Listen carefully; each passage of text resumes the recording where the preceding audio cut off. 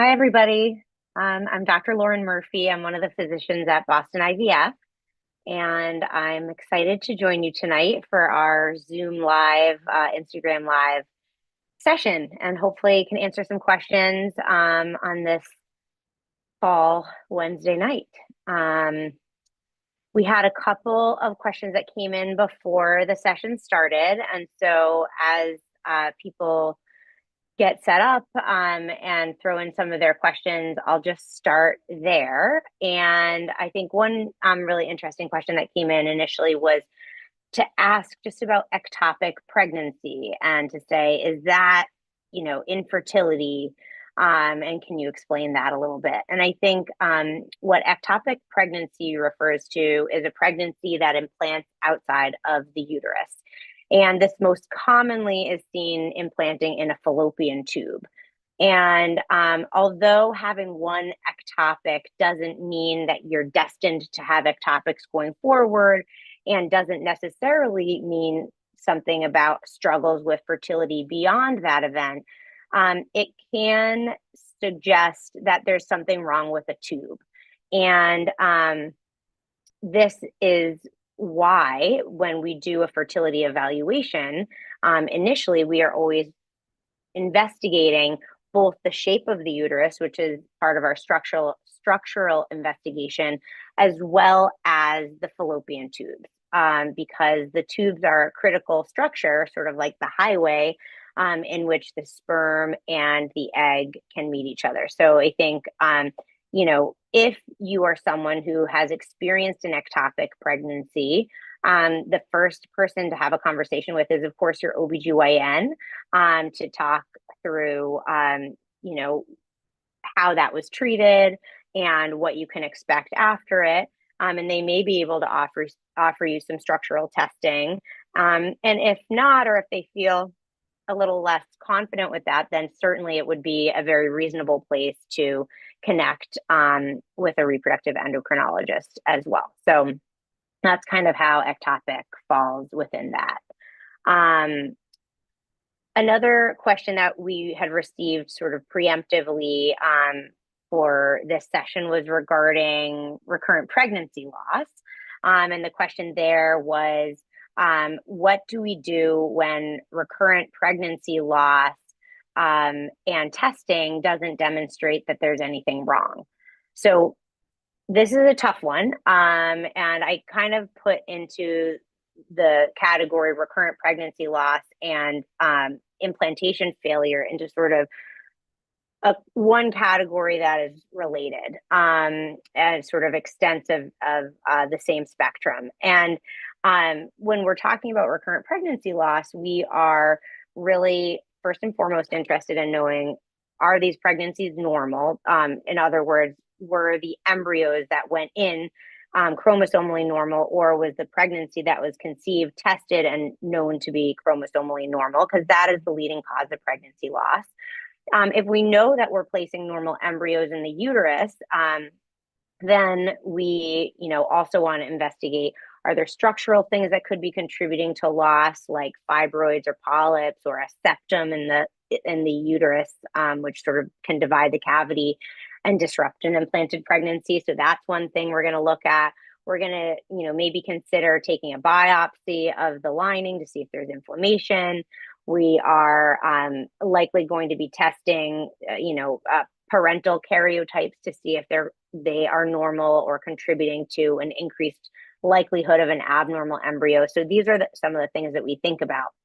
There are cases where we don't find anything. And in fact, that's probably what happens the majority of the time when we do investigations for recurrent pregnancy loss. And this is really, really, really frustrating and difficult for a lot of patients.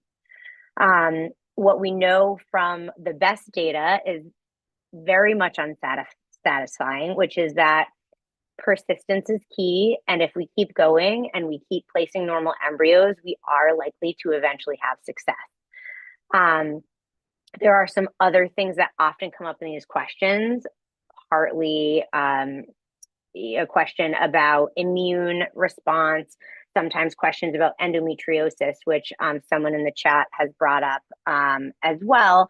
And that is, can these things contribute to failed transfers or pregnancy loss? And I think the short answer is yes, we think they may, but we don't have a lot of data on it. So for example, one of our attendees in the chat is asking about the silent endometriosis.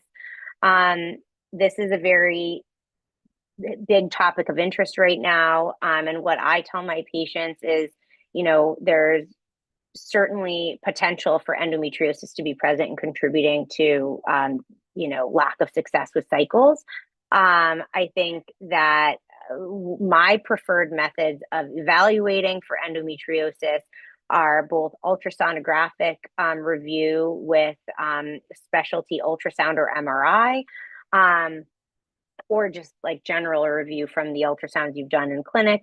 But really the key here is, a surgical diagnostic surgery, which can be done with you typically, in the Boston area, minimally invasive gynecologic surgeon, but in, plenty of places this can be done by general OBGYN.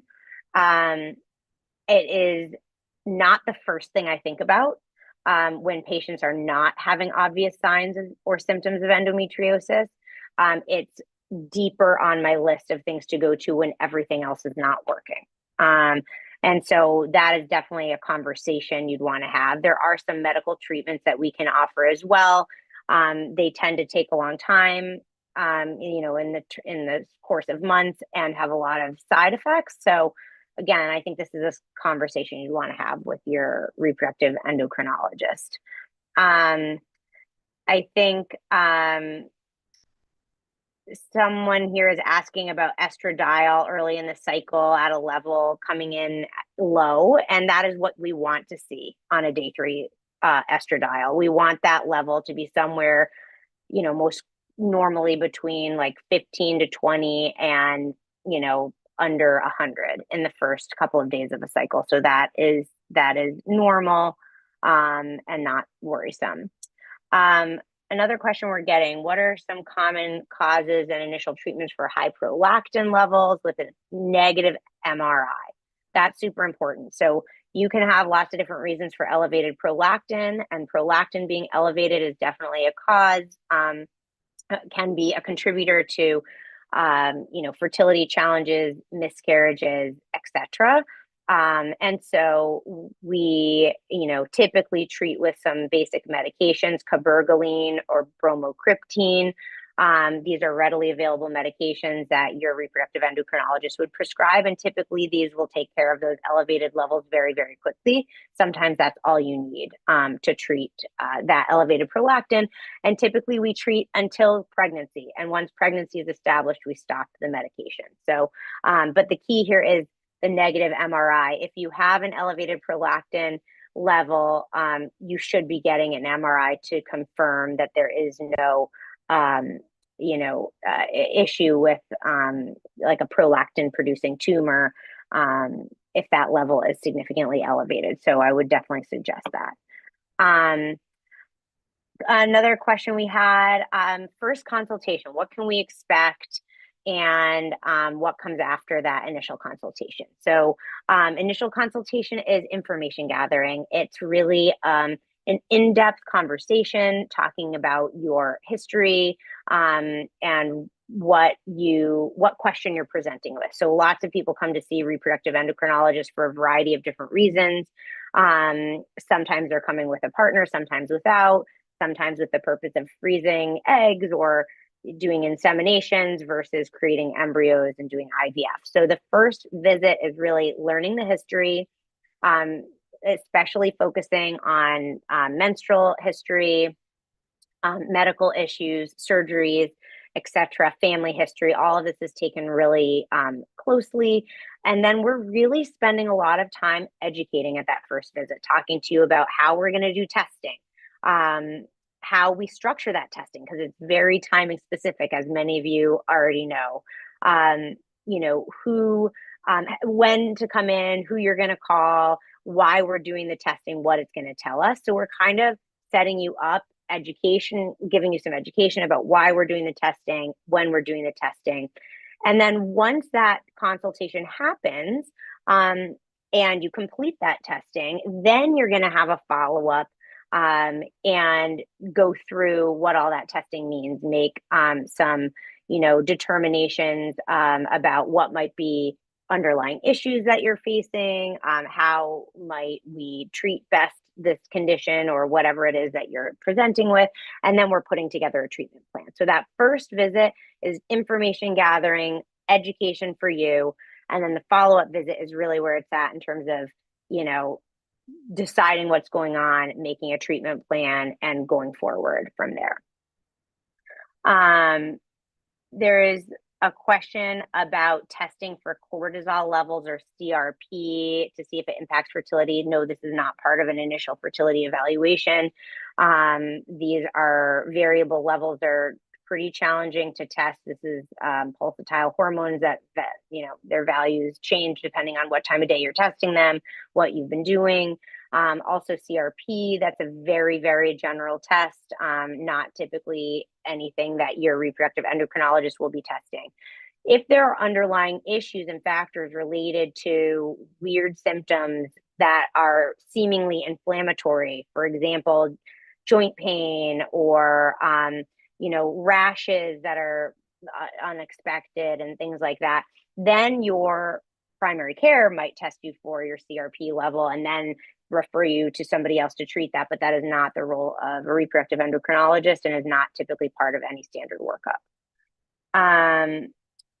Next question is, can you generally share when an IUI would take place in the cycle? Is it the same for IVF? So great question. No, it's a bit different. So when we talk about IVF versus IUI, we are typically talking about cycles as they relate to like a typical menstrual period. Now, that doesn't mean you have to have regular menstrual periods to talk about either of these, but that's generally what we're talking about when we give timeframes. So when we talk about an IUI and when it takes place, an IUI is going to be taking place like right after ovulation. And that is, typically, depending on what you've done, that does typically involve a trigger injection or just monitoring for a surge and then coming in mid-cycle for that. And that's typically happening, if you have a 28-day cycle, you might be ovulating around cycle day 12, coming in, 2 days later for the insemination after that. IVF, and maybe I should revise my answer there. IVF, the egg extraction is happening at around the same time that an IUI would be happening, but there's so much more legwork leading up. So in IVF, we're starting right at the very beginning of the cycle. Typically, it's sort of what's most traditionally thinking of a timing of an IVF cycle. We're typically starting with the period. We're giving injections every day for about 10 days. This is then followed by a trigger injection that then is followed by an egg retrieval, which is happening mid-cycle. Again, I guess from that perspective, around the same time as an IUI, but just very different things. Next question is, I had a patient ask me about a miscarriage and being nervous about, becoming pregnant again, losing another baby, and wondering if there's any way to prevent miscarriages. First of all, I'm so sorry that you experienced that. And every loss is a really difficult, to manage emotionally and kind of come back from. And I think that, in the world of fertility and fertility treatment, there are some things that we can do to help control for what we can control for, but there are plenty of things that still are out of our control when it comes to pregnancy loss. So the most common cause of pregnancy loss is chromosomal abnormalities in the embryo that created the pregnancy. This is true in probably more than 90% of cases. You may or may not know if this pregnancy that you lost in January was due to chromosomal abnormalities. The only way you would know that is if your OBGYN or whomever was treating you at the time did testing on the products of conception from that loss to see if that was a normal pregnancy. If that loss was due to a chromosomal abnormality, then in the world of fertility treatment and IVF, we can absolutely help you there, because we can do testing on embryos to see if they're chromosomally normal before we transfer them to your uterus, which can decrease certainly miscarriage rate as it relates to chromosomal abnormalities. There are other things that can contribute to loss, such as structural things within the uterus that I think I've reflected on previously. Sometimes there are systemic things going on in the body related to thyroid or prolactin that can be contributors, diabetes, things like that. So there certainly are things that we may want to check. I will say that most general OBGYNs are not going to do like a really deep dive into miscarriage and cause for loss after one single loss.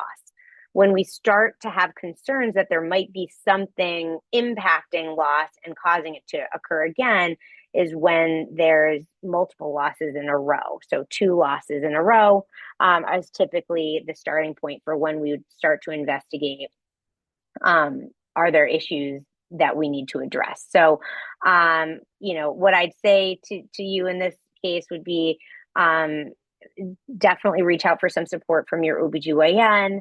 You may want to talk about is there any testing that you should consider or could consider? If he or she gives you reassurance, I think you can feel reassured, because most of the time, unfortunately, miscarriage is common. It happens about 20% of the time. Most of the time, it's not going to happen again. But, I think you want to have the conversation, and I think you would feel better if you had the conversation. So I'd encourage you to do that for sure.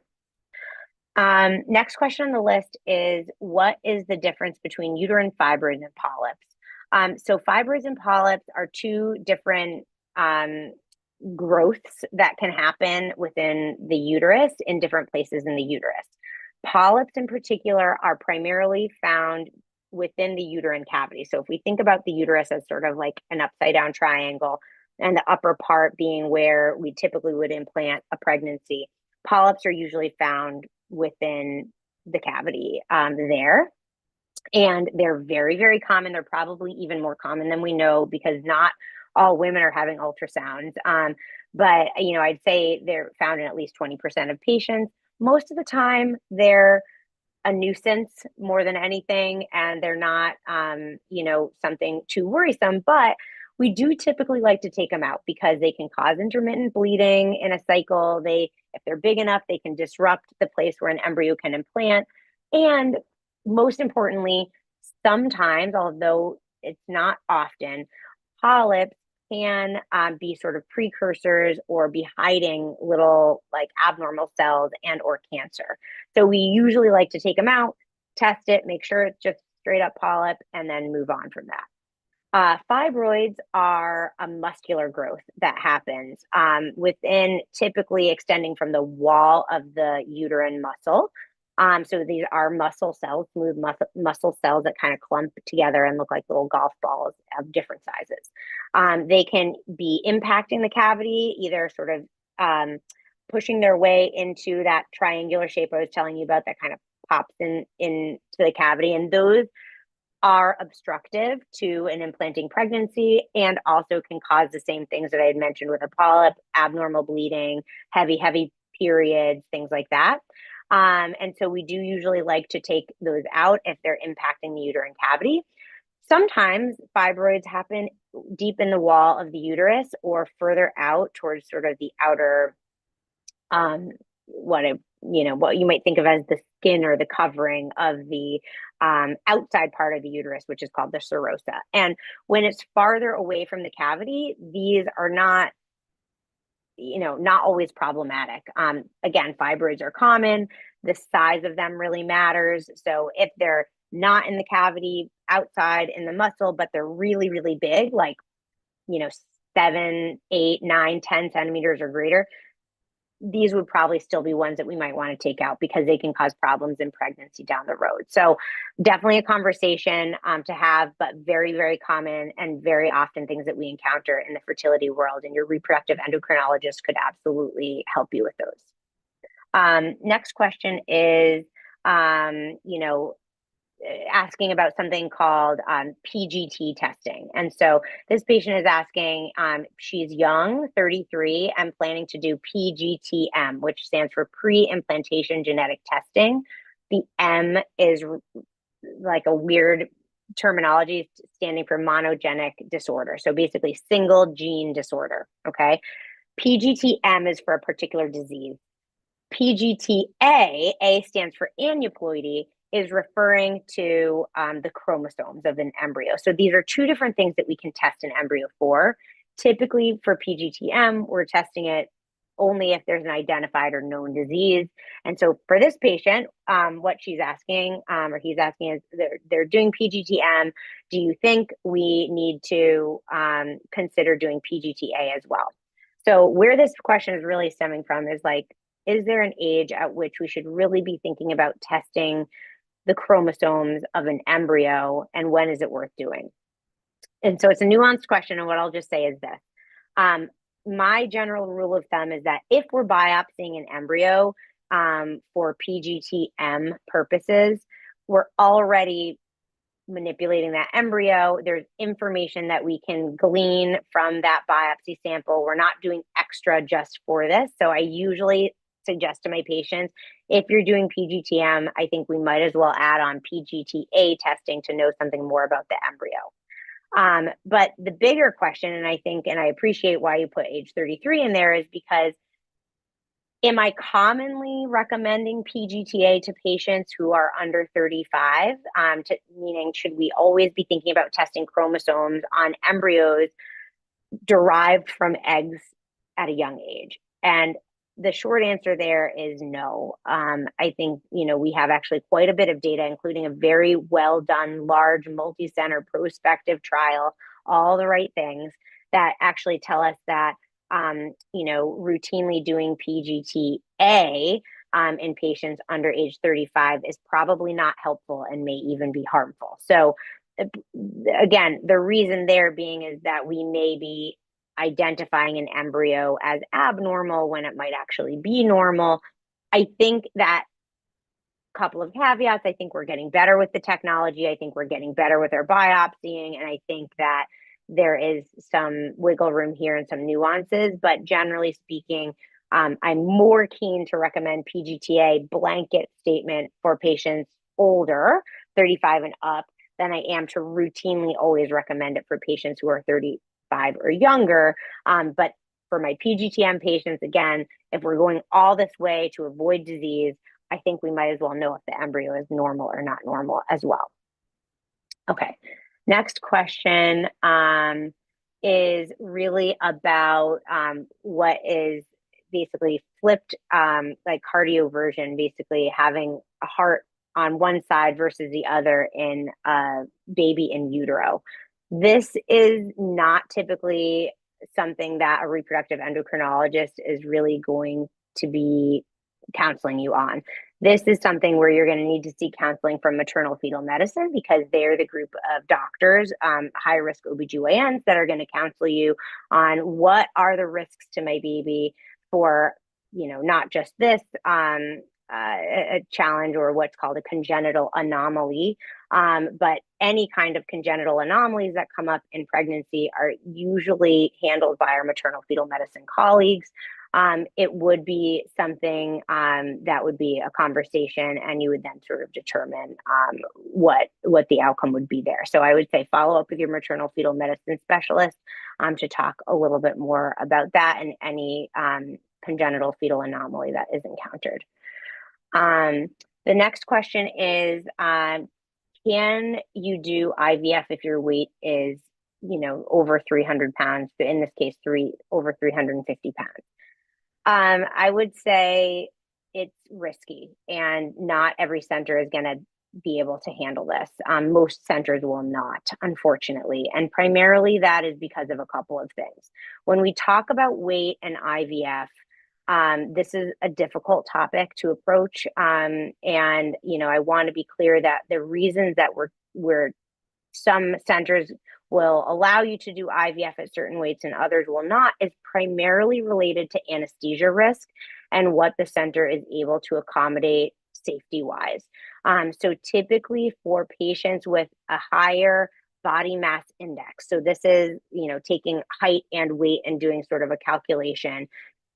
Those with a higher body mass index, above 40 or 45 are ideally going to be seen at a hospital center. The vast majority of outpatient IVF centers are not going to be able to accommodate a patient who has a BMI over 45, which is Boston IVF's cutoff. Many other centers will not accommodate over a BMI of 40. And again, this is related to airway risk, the type of anesthesia that we offer. So in this case, I think this is a very unique situation, and you need to talk with your center to see what their rules and regulations are there. Next question is, in your experience, what is the average number of IVF cycles needed in order to have a successful pregnancy? I think this really varies depending on age and ovarian reserve.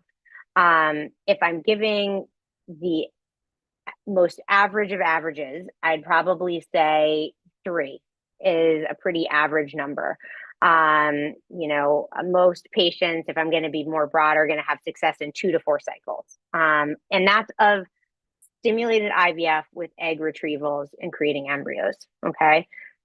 Again, this can really vary. If you are a patient who's over 40, it might be more like 3 to 5. If you're a patient who is in her early 30s, with excellent ovarian reserve, you might be successful in 1. Okay. So I think that is a bit variable, but I'd say 3 on average. Next question is, how does the process differ if you just finished immunotherapy for cancer treatment? So I'm going to answer this a little bit more generally,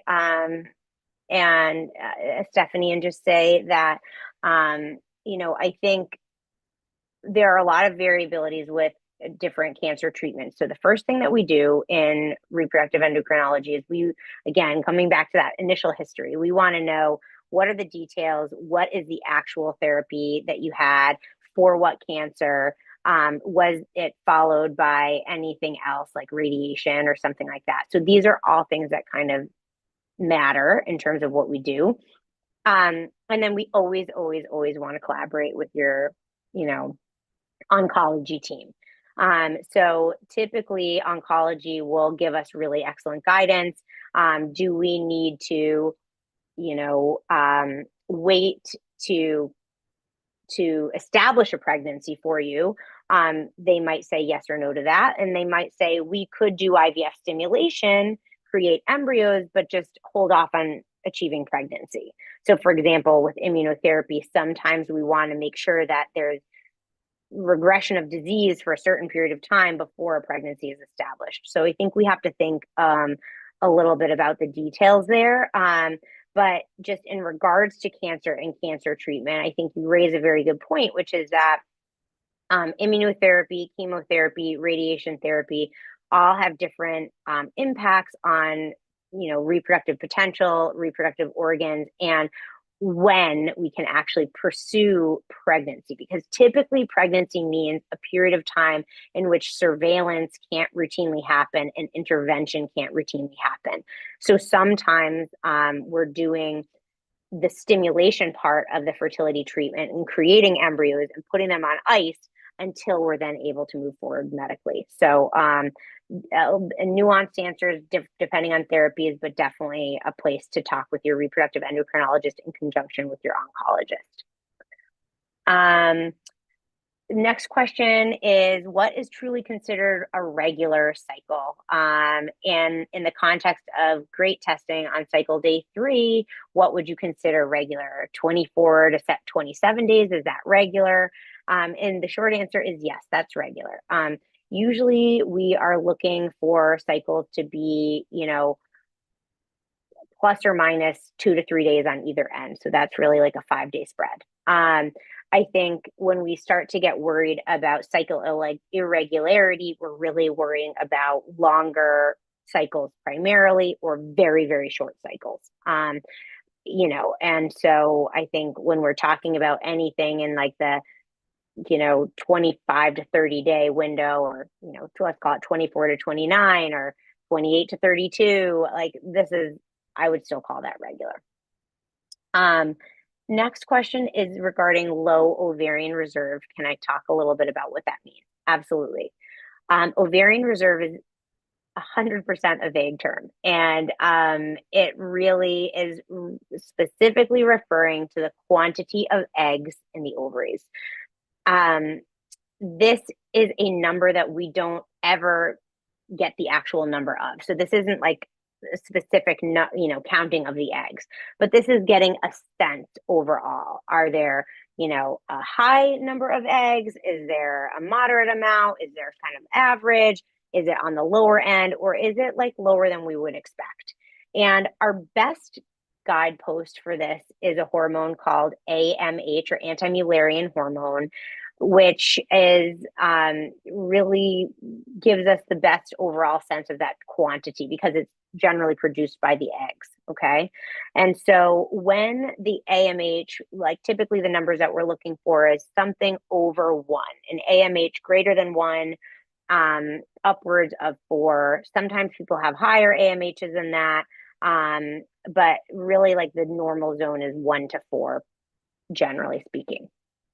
When your ovarian reserve is, quote, low, usually we're referring to an AMH level of below 1. Okay. When it's like right around, hovering around 1, we call it borderline low. When it's under 1, we call it low ovarian reserve. Now, low ovarian reserve, again, is only referring to the quantity of eggs in the ovaries. It is not referring to the likelihood of spontaneous conception. It is not telling you anything about fertility in the sense of can you conceive or not conceive with spontaneous conception. The way I like to break it down for patients is that when you, if you're having regular cycles, back to the regular cycles, if you're, ovulating every month, you're typically ovulating 1 to 2 eggs maximum a month. And that is going to be true whether you have a very low ovarian reserve, which we typically call diminished ovarian reserve. Let's call it an AMH of 0.3. And it's also true if you have a super, super high ovarian reserve. Let's say it's like an AMH of, 5 or something like that, like really robust. Okay. Regardless of that, total quantity, every month you're ovulating 1 to 2 eggs. Doesn't matter who you are as long as you're having regular cycles. So this is how I try to clarify that ovarian reserve really has most to do with 2 things. Number 1 is how many eggs are we going to retrieve if you were to do IVF stimulation, ballpark figure. And number 2, it can tell us a little bit about longevity of the reproductive years. So if you have a very, very small ovarian reserve, we might expect that you're going to get to the end of those eggs perhaps a little bit sooner than the average time to menopause. Okay.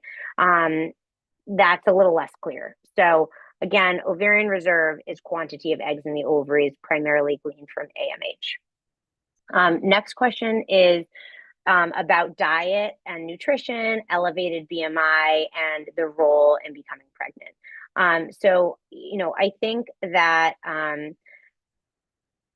it's important, and yet it's not everything. I think when we talk about diet and nutrition, I think that patients in the fertility space have a lot to be working on and considering and controlling for. And this happens to be one place where I see a lot of my patients really focus their efforts, which I both applaud and also want to say there has never been proven a diet, or an exclusivity and say like eliminating gluten or eliminating dairy or, no excess sugar or anything like that, that has been shown to improve fertility rates. Okay. But what we do know is that good nutrition overall is important to our overall health and well-being. And therefore, yes, it is important to fertility.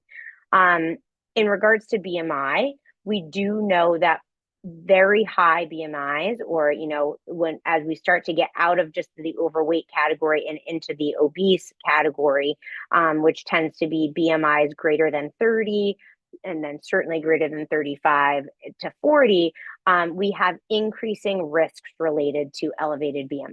And those those risks include increased risk for miscarriage.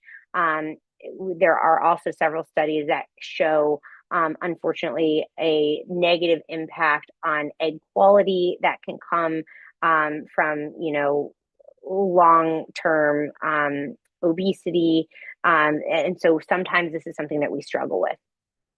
So I think that, yes, it is something that we need to think about and that we need to be actively talking about. It's, again, a tricky place to talk about it because BMI isn't everything. If you're super active and you're eating healthy and you're exercising and you have a good, strong muscle mass, that I'm not going to say that you're unhealthy there, right? So I think we want to be a little bit careful about talking about these things. But I also would say that I think given the age in which we're in, weight loss has always been really, really hard. With the new onset of GLP-1s out there and sort of more accessibility for patients, I do think that, more active weight loss, it feels a little bit more achievable to some patients now than it did, 3-4 years ago. And so again, I think depending on discussions with your doctor, you might think about considering adding these in if it's really warranted, and if your age and your ovarian reserve and all that stuff allows. So these are just some things to think about in total altogether. The next question is asking about time to treatment start after consultation. I would say that varies, but on average, I'd probably say, you do your initial consultation, you do testing in that month. Typically, depending on when periods are, you have a follow-up the next month, and then the following month after that, you're starting treatment. So really, we're looking at like 60 days, probably from the start of a consultation to the earliest time that you're going to do treatment. Next question is about the differences between high LH levels, peak LH levels, and what does that mean? And is that the day you ovulated? So you might be referring to ovulation predictor kits and sort of the high fertile versus peak fertile. But primarily, if we're specifically talking about measured luteinizing hormone and peaks, the peak happens typically just before ovulation. So the whole idea here of using either ovulation predictor kits or monitoring for surge in like a timed intercourse cycle or an IUI cycle is that we're trying to catch the moment, that the brain is giving the signal to the ovary to release the egg, but the moment before that egg is released. So it's typically, 24 to 36 hours after the peak of the LH surge,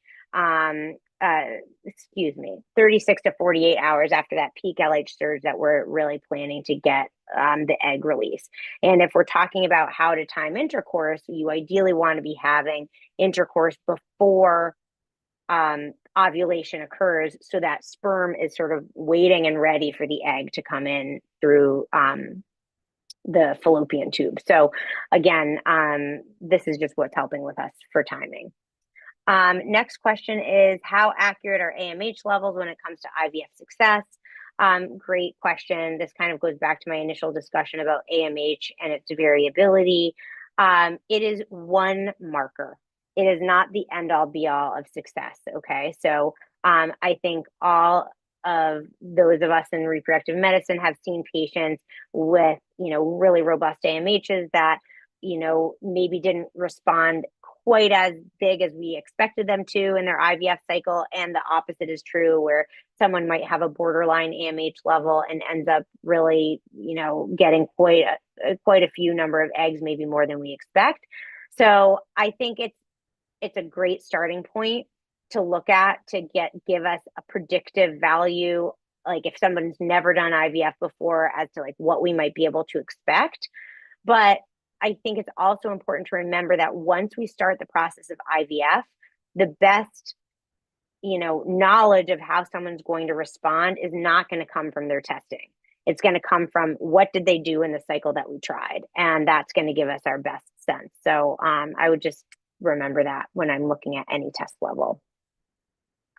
Next question is, how long does thawed sperm live in the uterus after an IUI? I fear I may have gone too soon for my first IUI procedure. So this goes back to that luteinizing hormone thing we were talking about, and when to have intercourse or when to have an insemination. Earlier is better, because sperm can stay in, be viable really for many days prior to the egg arriving. So, there's a lot of studies looking at IUI 24 hours after the surge versus 36 hours after the surge. And, there's really no great difference there. So my suspicion is you probably did just fine. Next question is, how many injections per day with IVF and for how long? This can vary depending on the type of protocol that you're doing. So, most standardly, it's like 1 time a day that you're injecting, and usually for 9 to 12 days, but there are some protocols that require twice daily injections, and maybe a little bit longer or shorter than that. But on average, 10 days, once a day. Do you recommend medicated IUI or non-medicated? Really, that is dependent on what your diagnosis is. So that kind of varies, but medicated IUI is typically needed if you have irregular periods or if you have unexplained infertility. Non-medicated IUI is something that you might try if you're doing just like inseminations, you haven't ever tried to conceive before, and we're just going to see how it goes naturally for you. Would IUI be possible with male fertility issues, very low sperm count, and no female fertility issues? Again, really depends on how low is low.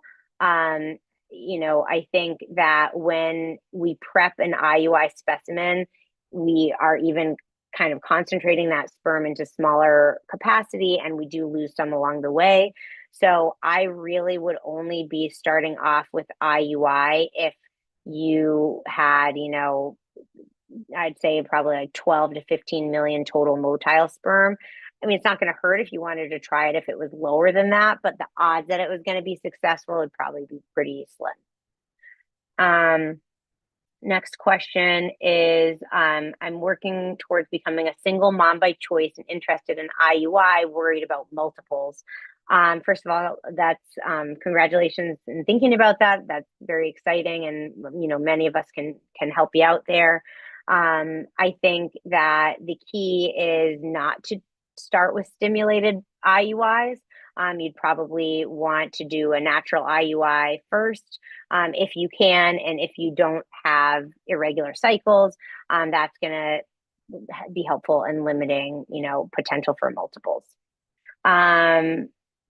Let's see, estrogen priming for a 39-year-old with a high FSH. Again, this is variable.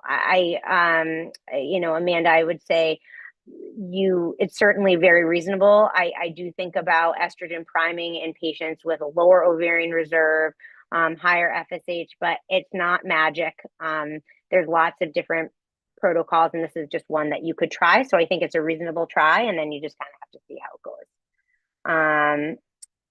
Let's see, ovulation tracking, would it be completed at home or at the clinic? And this is saying basically I've been getting very unreliable results. This is again probably based on the ovulation predictor kits. It can be confusing. I would say if you're feeling confused, I would ask your clinic where you're at about monitoring. I think that's would simply answer the question for you. So I do it with monitoring, with blood work, and an ultrasound. After 2 failed FETs, is it considered recurrent implantation failure? And if so, are there additional tests?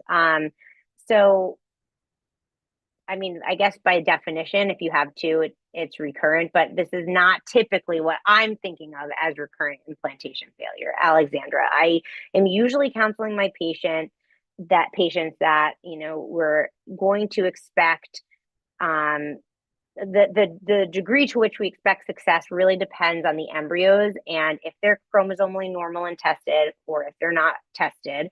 If these are untested embryos, 2 failed transfers, I would not start diving in to do lots of testing. I would just keep going and try again. If these were 2 euploid embryos that were transferred, I typically still will do a 3rd attempt before I dive into lots of testing.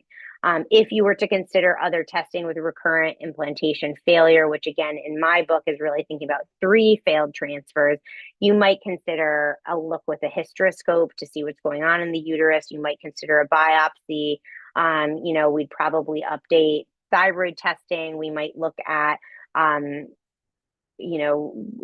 glucose related testing. We might look at other things systemically.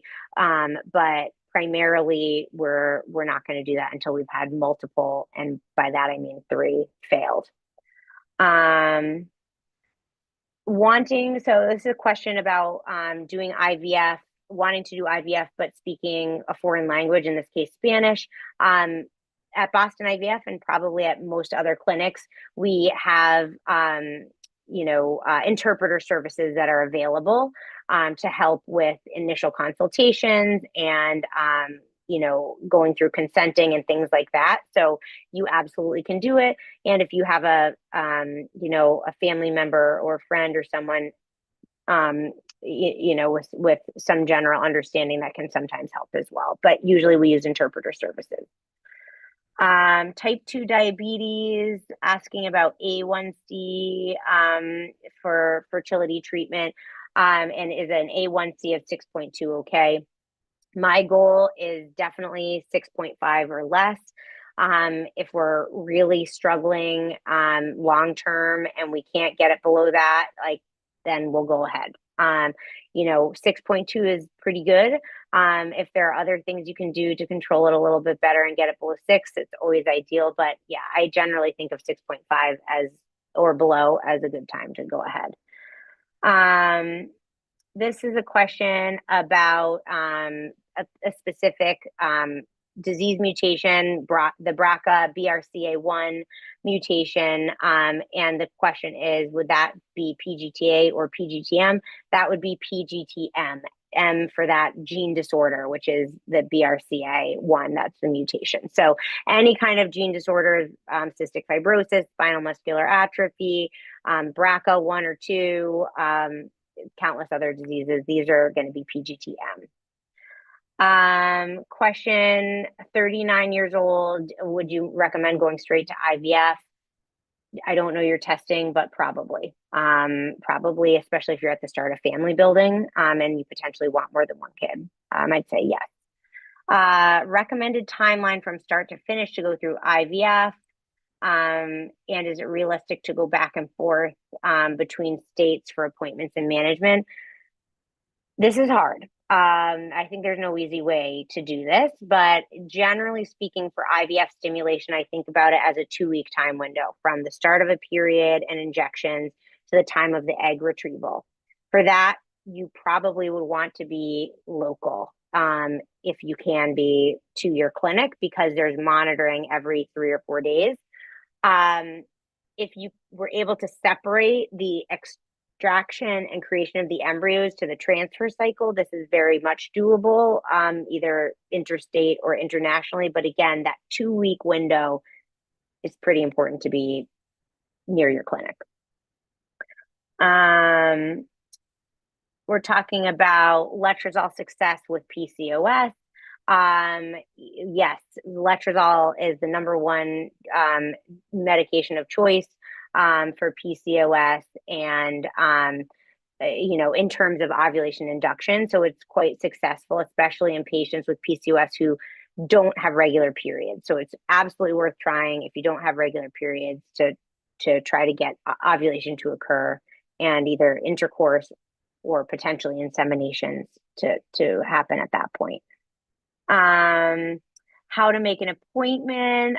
You can call Boston IVF.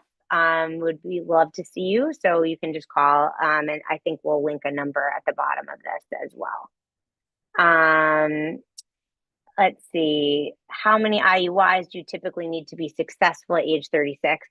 I would answer that question a little bit differently. Again, IUIs really we're talking about a 10 to 15% likelihood of success per IUI attempted. And that success really decreases dramatically if you're not successful within 3 attempts.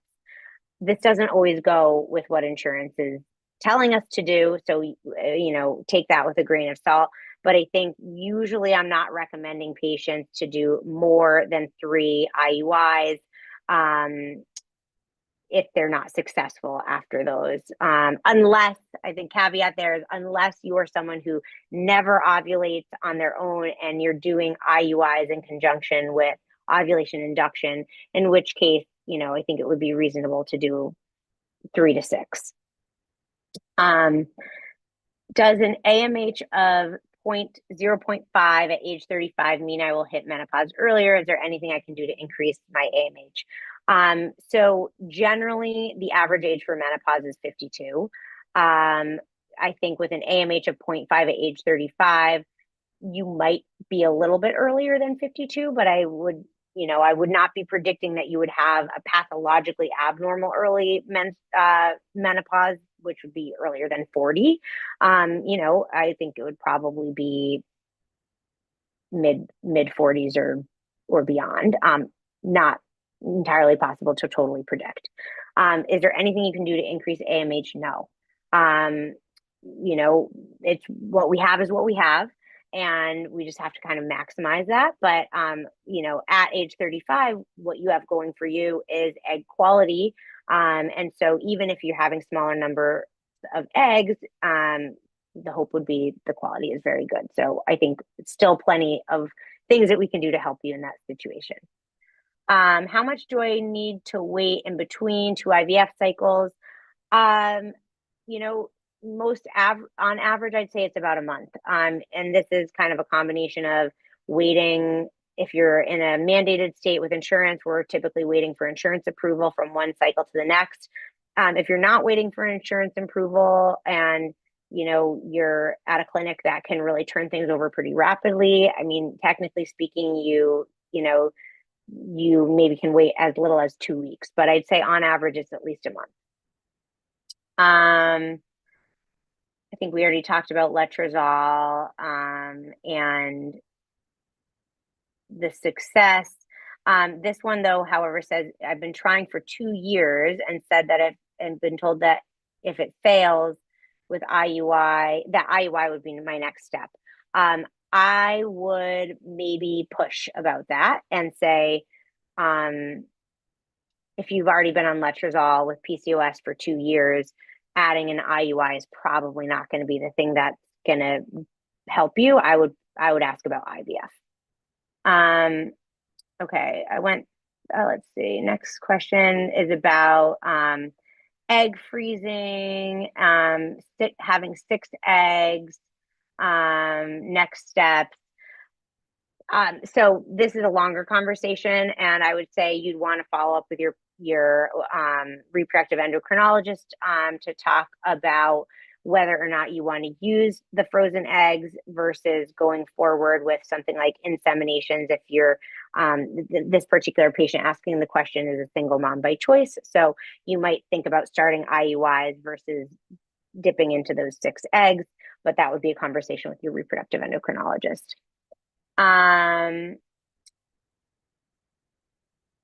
This is a question about like clean eating and a variety of different nutritional things. This is kind of going back to what I was saying before. I think that it is important to eat healthfully in moderation, with a focus on really whole grains, leafy green vegetables, leaner sources of protein, adding in exercise like on a fairly regular basis if you can. And that doesn't have to be crazy. That's like taking a 20-minute walk a day, that kind of thing.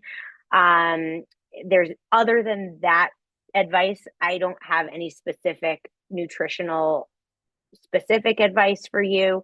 And I would say if you're, challenged or struggling with some weight loss for fertility, if what you're focusing on is weight loss, you may want to have a follow-up with a nutritionist there. Next question is, how long before an egg retrieval or an embryo transfer should patients stop taking Zepbound or really any other GLP-1 agonist here? So two answers to that. If you're just having an egg retrieval, you need to stop it ideally 2 weeks before. So at the start of stimulation, you'd want to stop the medication, you'd have the egg retrieval, and you could restart it.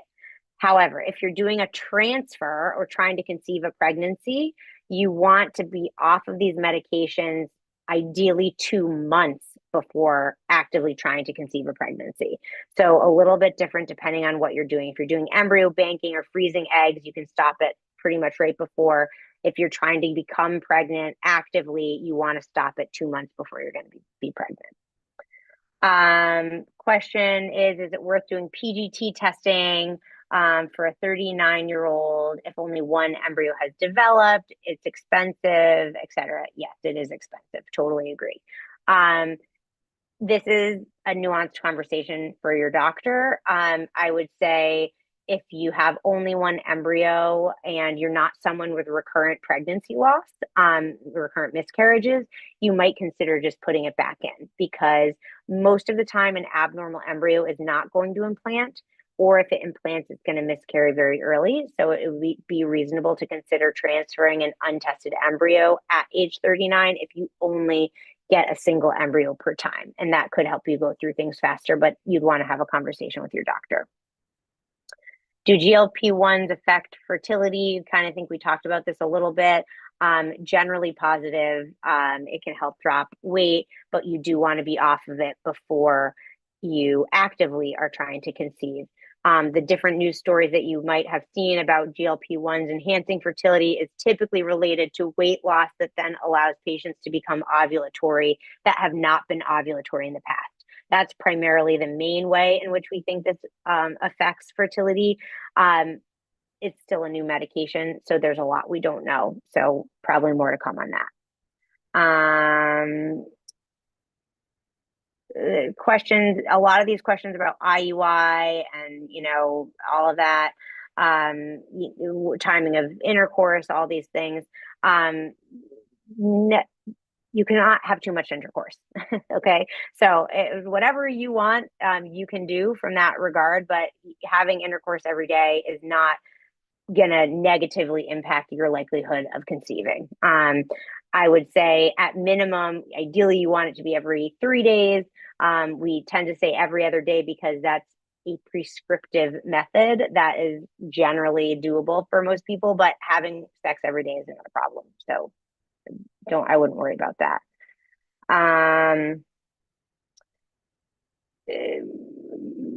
I think we're talking about chemo-induced menopause. So someone who's had chemotherapy and is now menopausal following chemotherapy.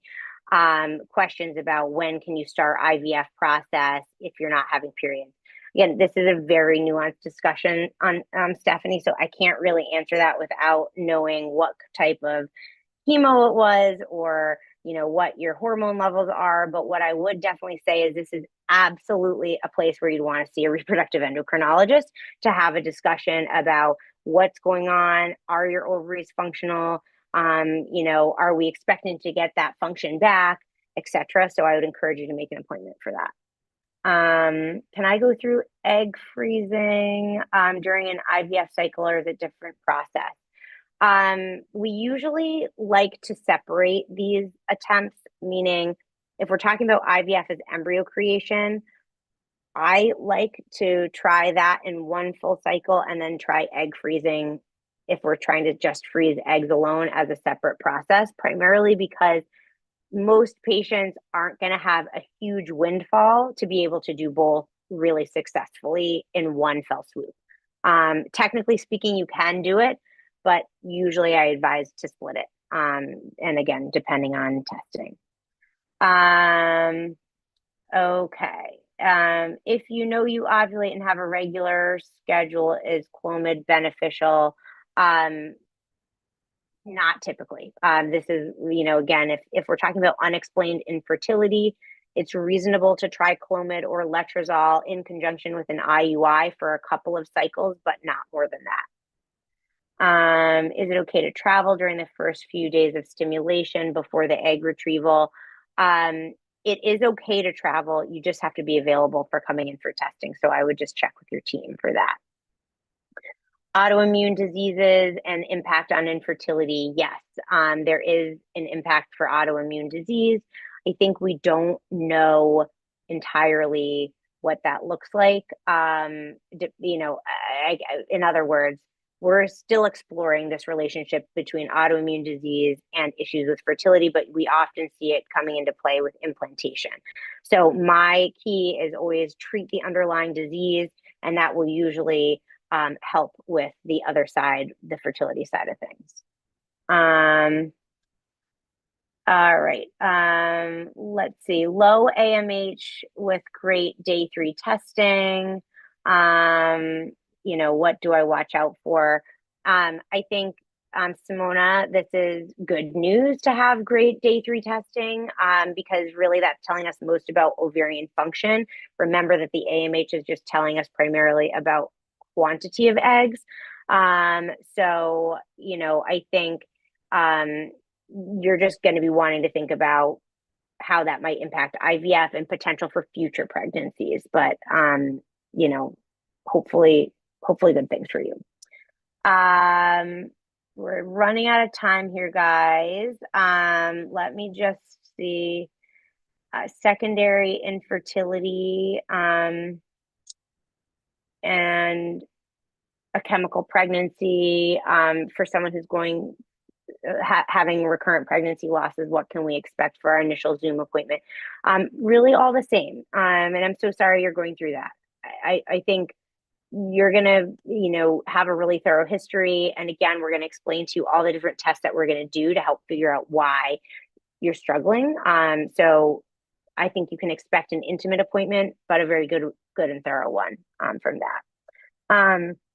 Question of, my doctor told me birth control is protective for your fertility. Is that true? There's definitely benefits of birth control, just in protective benefits for the ovary in general.